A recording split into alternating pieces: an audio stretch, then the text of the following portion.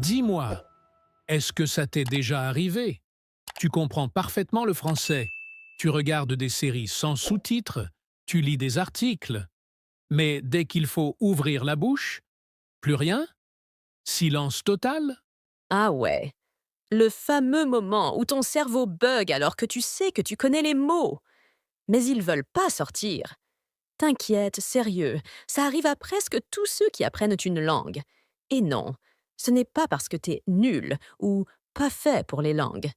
C'est 100% normal. Exactement. Aujourd'hui, on va te révéler les réelles raisons pour lesquelles tu bloques encore quand tu dois parler français, même si ton niveau de compréhension est super bon. Et surtout, on va te donner des astuces concrètes et simples pour débloquer ça, pour que tu passes enfin du mode spectateur au mode acteur en français. Prêt à casser ce mur invisible qui t'empêche de parler? Alors, reste bien avec nous, parce qu'aujourd'hui, on te donne les clés pour libérer ton français. Partie 1. Comprendre, c'est passif. Parler, c'est actif. Tu sais, comprendre le français, c'est hyper confortable. Tu écoutes une série, tu lis un article, tu reçois l'info tranquillement. Ton cerveau est en mode détente. Mais parler, c'est un autre monde. Là, tu dois construire ta phrase, choisir le bon mot, gérer la grammaire, la prononciation et surtout, prendre le risque de te tromper. Et ça, ton cerveau, il n'aime pas trop au début. Grave. C'est exactement comme regarder un match de foot depuis ton canapé et être toi-même sur le terrain, avec la balle au pied, sous la pression. Regarder, c'est facile. Jouer, c'est du sport, c'est du stress, c'est de la pratique active. Et c'est pareil pour le français. Tant que tu restes spectateur, ton cerveau est à l'aise. Mais dès que tu passes acteur, il panique un peu. Oh là là, je vais me tromper. Et si l'autre se moque de moi? Et si je cherche mes mots? Mais tu sais quoi?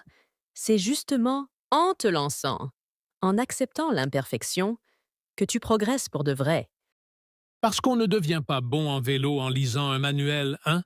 C'est en tombant, en remontant, en essayant encore et encore. Dis-moi, Lily, tu savais faire du vélo juste en regardant les autres pédaler, toi? Mais non, évidemment. Voilà. C'est pareil pour parler français. Regardez, c'est pas suffisant. Faut monter sur le vélo et pédaler, même si tu tombes au début. Et le secret, c'est simple. Parle un peu tous les jours, même tout seul dans ta chambre, même avec ton accent, même avec des erreurs. C'est comme ça que tu construis les muscles du français. Alors, prêt à passer de spectateur à acteur?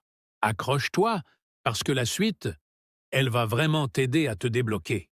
Franchement, dans 90% des cas, ce qui te bloque, ce n'est pas ton niveau de français, c'est ta peur. La peur de faire une erreur, la peur de paraître ridicule, la peur qu'on ne te comprenne pas. Grave. Tu connais les mots, tu sais ce que tu veux dire. Mais au moment de parler, il y a ce petit stress qui monte, ce doute, et ça te coupe complètement. C'est pas ta compétence qui te bloque, c'est ton mental. Et tu sais quoi? C'est totalement humain. Mais pour avancer, il faut changer ton objectif. Arrête de viser la perfection. Ton but, ce n'est pas de faire zéro faute. Ton but, c'est d'être compris, même avec des erreurs, même en cherchant tes mots. Imagine, un touriste arrive et te dit « Moi vouloir manger pizza ». Tu comprends tout de suite, non? Et en plus, tu trouves ça adorable, pas vrai? Grave. Personne ne va se moquer de toi. Au contraire, les gens sont contents que tu fasses l'effort de parler leur langue. Tes erreurs, c'est pas un problème. Le seul vrai problème, ce serait de ne pas essayer du tout. Donc respire, ose parler, ose te tromper. Chaque erreur te rapproche de la fluidité. Chaque tentative renforce ta confiance. N'attends pas d'être parfait pour ouvrir la bouche. Parle avec ton cœur. Parle avec tes moyens. Mais parle. C'est comme ça qu'on devient vraiment bilingue. Le vrai secret pour parler français facilement, ce n'est pas d'apprendre encore plus de mots. Ce n'est pas d'avoir un dictionnaire dans la tête. Le vrai secret, c'est d'automatiser ce que tu sais déjà. Ouais, moins tu réfléchis, mieux tu parles. Ton objectif, c'est pas de chercher dans ta mémoire à chaque mot. Ton objectif, c'est que certaines phrases sortent toutes seules, sans effort. C'est pour ça que les Français utilisent plein de petites expressions toutes faites. Parce que c'est rapide, c'est naturel, et surtout, ça évite de bloquer. Tiens, des exemples de blocs que tu dois absolument automatiser. Ça te dit. Component placement. Pas de souci. On y va. Zrenia. C'est clair. Tu les apprends, tu les répètes, et hop, ton cerveau les sortira tout seul en conversation. Imagine que ton cerveau soit une appli de messagerie. Plus t'as de raccourcis préenregistrés, plus tu réponds vite. Grave. C'est comme si, au lieu d'écrire chaque lettre une par une, tu cliquais direct sur la bonne réponse. C'est ça qu'on veut créer dans ton cerveau. Des réflexes automatiques, pas des dissertations de 15 lignes. Donc, au lieu de vouloir parler parfait, entraîne-toi à parler vite, avec les phrases que tu connais déjà. C'est 1000 fois plus efficace. Il y a un truc que beaucoup de gens sous-estiment. Écouter du français. Oui, mais quel français? Parce que franchement, si tu n'écoutes que du français scolaire, ultra propre, ultra lent, tu prépares ton oreille à un truc qui n'existe presque pas dans la vraie vie. Exactement. Le français de la rue, celui des séries, des conversations entre amis, c'est pas un français de manuel. C'est rapide, ça coupe les mots, ça utilise des expressions familières, des contractions. Et si ton oreille n'est pas habituée à ça, ben forcément, au moment de parler, tu bloques. C'est comme si tu apprenais à nager, uniquement en regardant des vidéos de piscine calme. Et le jour où tu vas à la mer, avec les vagues, le vent, tu paniques parce que tu t'attendais pas à ça. Carrément. Le français naturel, c'est vivant. Ça bouge, ça déborde parfois, ça saute des mots. Mais si tu t'exposes régulièrement à ça, même si tu comprends pas tout au début, ton cerveau va commencer à reconnaître les rythmes, les sons, les structures, sans même que tu t'en rendes compte. Et franchement, c'est pas compliqué à intégrer dans ta routine. Tu peux écouter des podcasts pendant que tu marches, mettre une série française en fond pendant que tu cuisines, ou même juste écouter des vidéos YouTube sans te mettre la pression de tout comprendre. Le but, c'est que ton oreille baigne dans le vrai français. Pas le français de la salle de classe, le français de la vie. Celui qui te permet, quand quelqu'un te parle vite dans la rue, de pas paniquer, de capter l'essentiel et de répondre naturellement. Donc, petit défi pour toi. Aujourd'hui, trouve un podcast ou une série française. Lance-le, même si tu piges que 50%. C'est pas grave.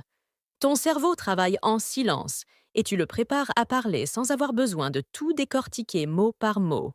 Tu sais, beaucoup de gens se bloquent parce qu'ils attendent ce moment magique où ils parleront parfaitement français avant de commencer à parler. Mais entre nous, ce moment n'arrivera jamais si tu ne fais pas un truc super important. Accepter de parler de manière imparfaite au début. Oui, c'est tellement vrai. C'est comme si tu disais ⁇ Je commencerai à courir quand je pourrais faire un marathon ⁇ Ça n'a aucun sens. En langue, c'est pareil. Parler mal, faire des erreurs, hésiter, c'est pas un bug du système. C'est une étape normale, obligatoire, qu'on ne peut pas zapper. Exactement. Ce qu'il faut faire, c'est créer tous les jours des brouillons oraux. Parle tout seul dans ta chambre. Décris ce que tu fais. Je prépare mon café. Je cherche mes clés. Il faut que je parte. Même si c'est simple, même si tu cherches tes mots, c'est hyper puissant. Et tu sais quoi?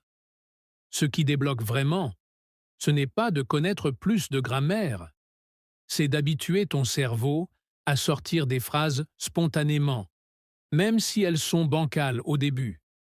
Plus tu oses être mauvais, plus tu progresses vite. Et Alex, à ton avis, un bébé, il fait combien de fautes quand il apprend à parler? Des milliers, non? Exactement. Il se trompe toute la journée. Et pourtant, il devient natif. Parce qu'il n'a jamais honte de se tromper. Et toi, tu dois faire pareil. Alors, on récapitule vite fait. Si tu comprends le français, mais que tu n'arrives pas à parler, c'est pas parce que tu es nul. C'est parce que comprendre, c'est passif. Parler, c'est actif. La peur du jugement te bloque plus que ton niveau. Ton cerveau a besoin d'automatisme, pas de perfection. Il te manque une vraie exposition au français naturel. Et tu dois pratiquer en mode brouillon, sans attendre d'être parfait. Franchement, si tu retiens juste ça, parle même mal, mais parle tous les jours, tu vas débloquer ton français beaucoup plus vite que tu ne le crois. Dis-nous en commentaire, quelle astuce t'a le plus parlé aujourd'hui? Et surtout, qu'est-ce que tu vas mettre en place dès demain pour parler plus facilement? Et si ce podcast t'a motivé, pense à t'abonner, à liker et à partager à un ami qui apprend le français comme toi. Chaque semaine, on t'aide à progresser sans pression. Merci d'avoir été avec nous aujourd'hui. Continue à écouter, à pratiquer et à croire en toi. Parce que oui, tu peux devenir fluide en français. À très bientôt. Ciao tout le monde.